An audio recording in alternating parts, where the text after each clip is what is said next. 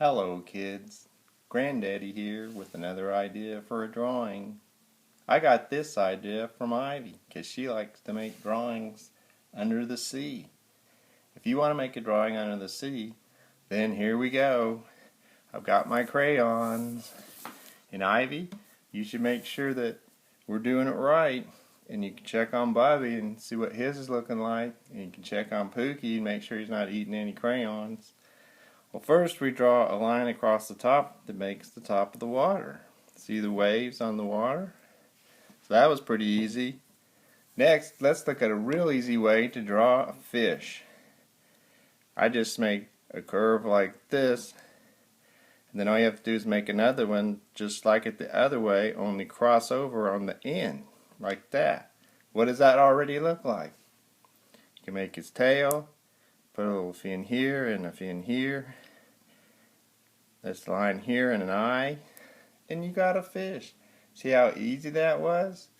And with fish, you can draw more fish and make a school. Because fish like to travel in some schools. And they look just alike and they face the same direction. And they can be different sizes. Because fish in the same school, you might have a little one, but still looks like the big ones. Now you know how to draw a whole school of fish. Well, maybe now you could also draw a fancy fish. How would we make a fancy fish? Well, let's make a point for his nose like this, and then go up high for a tall fin, down for a tall fin. And then this kind of fish has a fan-shaped shell. A fan-shaped tail, not a tam-shaped snail. And you put this little thing for his face, just like you did on those other fish. And this is called an angelfish. An angelfish has stripes that makes it extra pretty. There, now you drew a fancy fish. Well, it's time to draw Bubby's favorite fish. Does anybody know what Bubby's favorite fish is?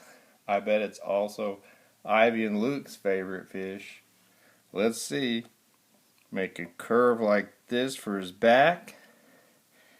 Then come down a little ways and make a mouth. Like that. What kind of fish is it starting to look like?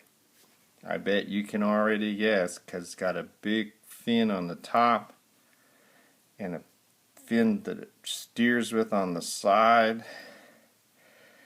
and a long tail with little fins, and then a tall tail that's shorter on the bottom than on the top. That's right. We made a shark. Put his little eye on. There you have it. If you want it to be a great white shark, you can make a line like this and like this, and then color his back in. And all these fish, when you're done drawing them, then you can color them in and make them any kind of color or patterns that you want. I'm not coloring them all in because I'm going to let you color them in whatever way you like best. Now, one thing Ivy likes to do sometimes is draw the bottom of the ocean or the ocean floor. So I got a crayon that looks kind of like sand, and you can kind of fill it in a little. Doesn't have to be extra difficult. And when you're all done, it kind of looks like the fish are swimming over the ocean floor. And maybe you want to put some seashells on the floor. Well, the most fun one to draw is a snail, because you just make a curlicue, and you just let that curlicue get bigger and bigger until you stop, and then you have a snail. See how easy that was? And you can make another snake, you just go the different direction. Just make your curlicues get bigger and bigger until you have another snail.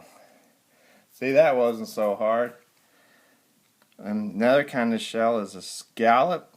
It looks just kind of like a regular seashell, except it has this square front on it. So that's a way you can make another kind of seashell. That's my favorite seashell, is scallop. Sometimes Ivy likes to put some seaweed in her drawings too.